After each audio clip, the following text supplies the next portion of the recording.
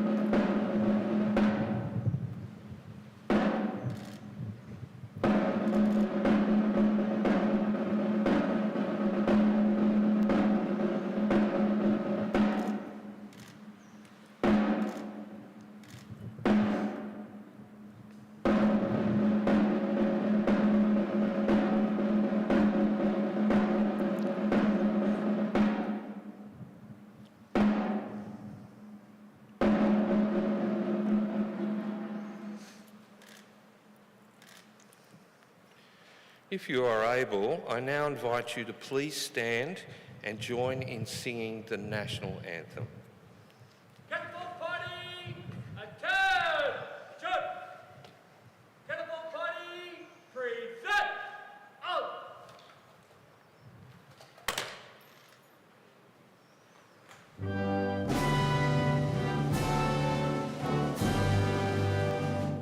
Australians, oh let us rejoice, for we are one and free.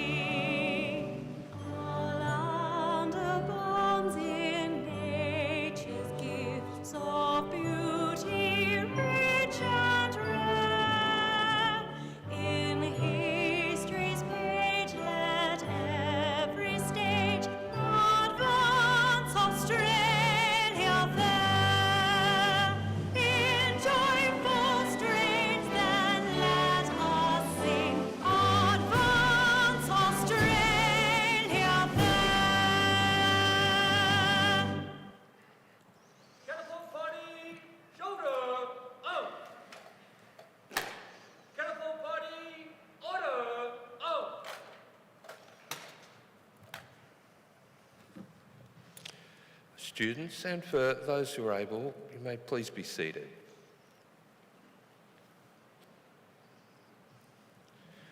The Australian War Memorial was the vision of Charles Bean, Australia's First World War official historian. Bean landed with the Australian troops on Gallipoli and stayed with them at the front through to the end of the war. The idea of this national memorial and museum came to him at Pozières, France, in the depths of the bloody fighting of 1916. Bean's idea was that this would be a place where friends and families could mourn loved ones buried in faraway places. It would also be a place that could help all Australians understand what these men and women had endured and what they have done for us. Bean's vision, to which we remain true, is best expressed as inscribed in the entrance to the memorial's galleries. Here is their spirit in the heart of the land they loved, and here we guard the record which they themselves made. Tonight we'll read the story behind just one of those on the Roll of Honour, which lists the names of more than 103,000 men and women who have given their lives for us in war and on operations over more than a century. But first we present a lament, Flowers of the Forest. Wreaths or floral tributes will now be laid at the base of the pool of reflection.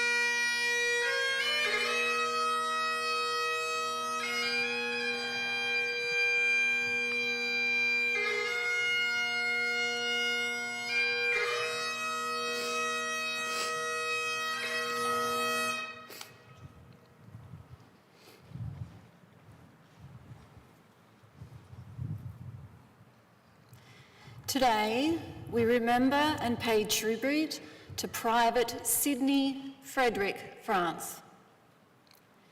Sydney France was born in 1896 in the Sydney suburb of Leichhardt.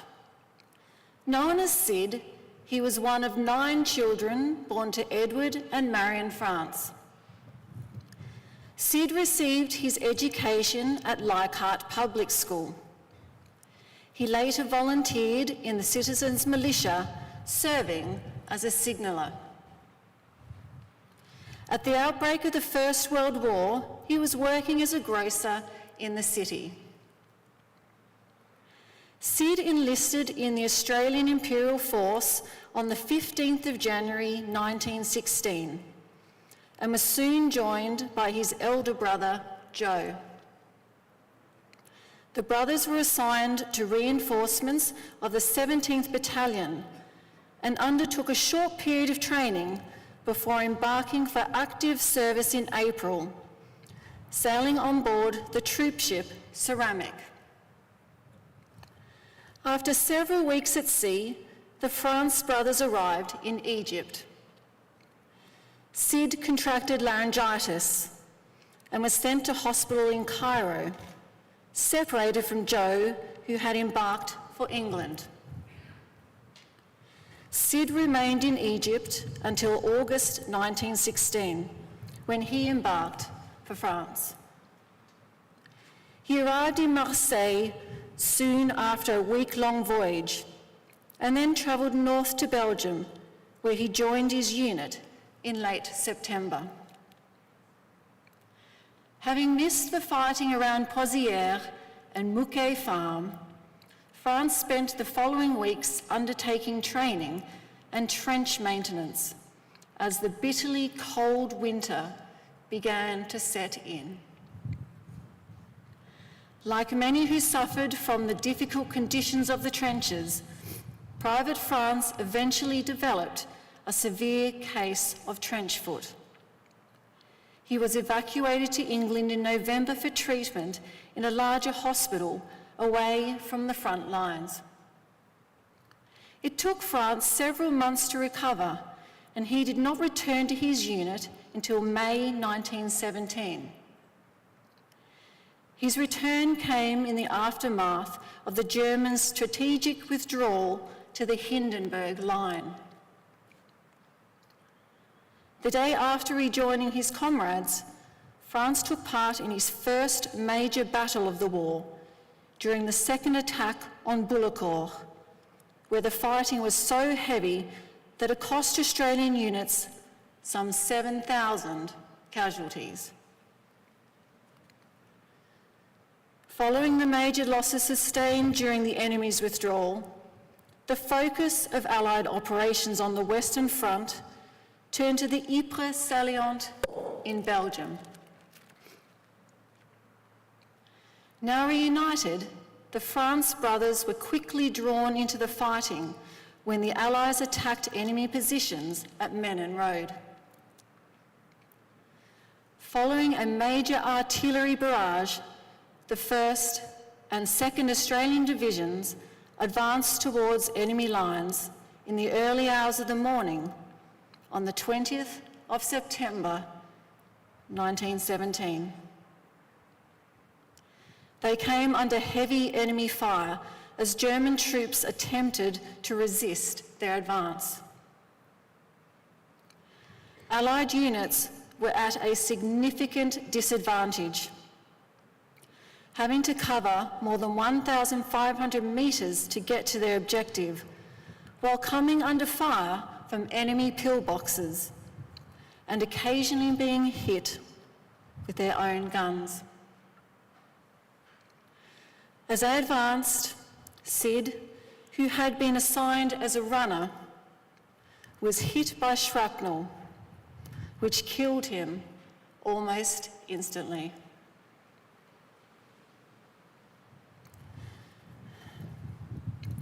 Later that day, Joe was hit and killed by enemy machine gun fire while taking cover in a shell hole. The France brothers were among more than 5,000 casualties sustained by the Australian units during the attack at Menin Road. Sydney France's final resting place was never uncovered. Today, he is commemorated on the Menin Gate Memorial to the missing in Ypres, Belgium, among more than 50,000 others who have no known grave. He was 21 years old. His name is listed on the honour roll on my right, among almost 62,000 Australians who died while serving in the First World War. A photograph of Sydney standing next to his brother Joe is displayed today by the Pool of Reflection. This is but one of the many stories of service and sacrifice told here at the Australian War Memorial. We now remember Private Sidney Frederick France, who gave his life for us, for our freedoms, and in the hope of a better world.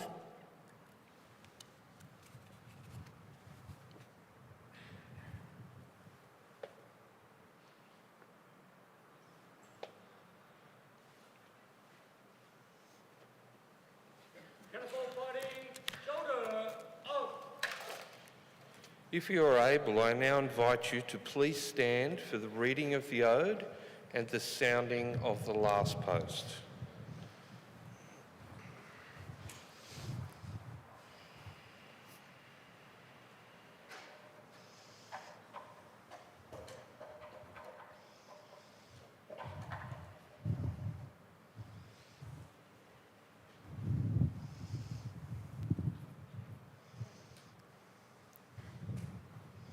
They shall grow not old, as we that are left grow old. Age shall not weary them, nor the years condemn. At the going down of the sun, and in the morning, we will remember them. We will remember them. Catapult Party, present, off!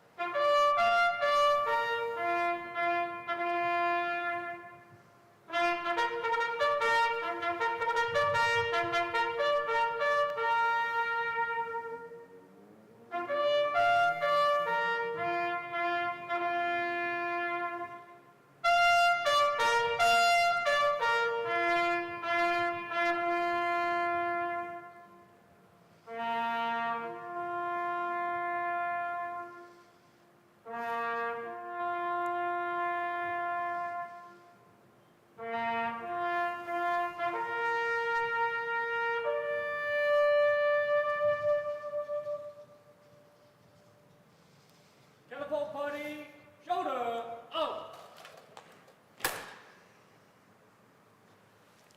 Lest we forget. Lest we forget.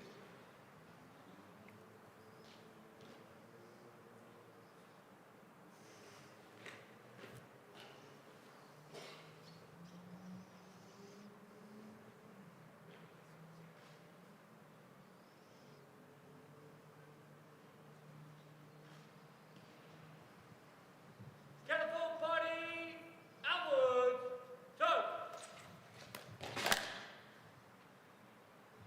Catapult Party,